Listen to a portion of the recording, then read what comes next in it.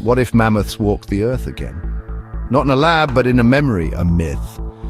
A second beginning.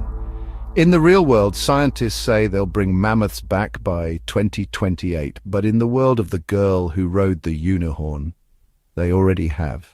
In 2023, a biotech company called Colossal announced a mission to revive the woolly mammoth.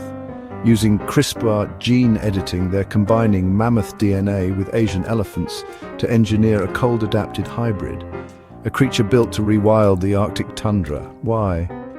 Supporters claim it could slow the melting permafrost, preserve the steppe, even fight climate collapse. Critics call it science fiction, or worse, tech noise, to distract us from saving what's still alive. But in The Girl Who Rode the Unihorn, the mammoths didn't come from a gene lab. They came from ice and longing, from memory encoded in seed vaults and embryonic breath, carried through fire and storm. After the Great Melt, when most of Earth's life lay in ash or ocean, a boatload of refugees, scientists, artists, dreamers, fled into the North Debris. They became the founders of the Wayp, the last refuge of life on Earth. Among their cargo, preserved DNA, frozen hope, and maybe something older, something that remembered.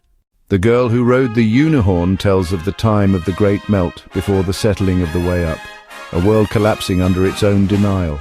Books doused in gaup, teachers burned, the educated hunted for knowing too much. They fled on a repurposed riverboat drifting through a plastic sea, and when they reached the Wayp, they seeded it with life. Mammoths, myths, a new world, but they didn't see themselves as conquerors. They were the children of the mother, and the mammoths and all the other animals they revived were not theirs to dominate. They were kin. What does it mean to bring back what we destroyed? Can we ever reclaim the ancient without first restoring the sacred? In the novel, the mammoths are hunted for biomass, patented by the Monstrato Corps, just as in our world, de-extinction may one day be owned, regulated and exploited. Even rebirth, it seems, can be colonized.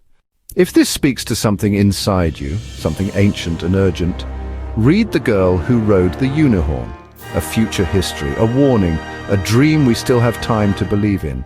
Available free, let the mammoths walk again in your heart.